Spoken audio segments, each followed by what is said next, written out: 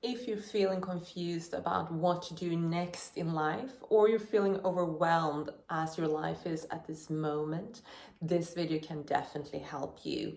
I work mainly with women in their 30s and men in their 40s who are ready to do that pivot, to expand their lives and do some serious change, to transform themselves, but more than anything, transform how they experience life, to really match their inner feeling, their vision for themselves, and very often their family as well. My name is Shanti, and I coach individuals who are ambitious and want more for themselves and guide them to the path on reaching levels that they haven't been to before. So we all come through different phases in our lives. Very often it's when we're young and we have to select maybe a major or some program to study, and we believe it's set in stone. Then later in life, when we realize that nothing is set in stone and actually we have a lot of possibilities and openings, but we're not sure how to go about it, that's when we can feel stuck again. Feeling stuck can manifest itself in many different ways. It can be that we don't sleep, that we feel stressed, that we feel claustrophobic. It can also be that inner kind of rasping on a blackboard feeling that something isn't quite right and that we're meant for more. Here are some ways for you to discover how you can move forwards in your life and find out what it is that's truly important to you and how to make it happen. In the end of the video, I will also tell you my website where you can book a free 30-minute coaching call. No pressure, just a conversation to help you along the way. So most of the clients that come to me, they are not happy with how their life is looking. There's a lot of stress. There's a lot of different priorities, feeling like we're pulled in different direction. So my technique that I apply to my clients is that we first work practically. I'm an organizational freak and love to work in very clear structures. So in that, it's included planning, organization, tools and framework that I give you. And in this way, you can start looking at your life. In that also includes a time and energy audit that you can perform yourself, very simple. You check in on yourself several times per day throughout the whole week. 0 to 10, how am I feeling at this moment?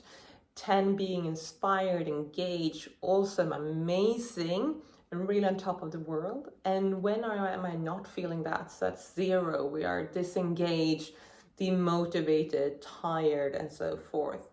And once you can see how your energy levels are, you can do that type of assessment of if you're always below 5, there needs to be a radical change in how you engage with life. If you are above a 5, or I would say even above a 7 on certain parts, do more of that to refuel yourself so you have enough fuel to do the things that sometimes we have to do in the 5 and below. So energy and time audits, how you spend your focus, how you spend your attention and energy is super, super important. So it's first getting yourself organized in your practical life so you can have a clear picture of how your time and energy is spent and how that is making you feel. Then leads you on to understand how those feelings are important to you.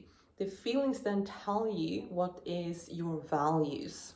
And when you're engaging with life, it is making you inspired and joyful and happy. And that can help you move along the way to start to distinguish where to go next.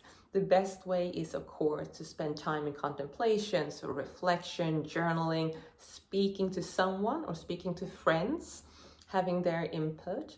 I would say, though, that other people's input needs to be qualified.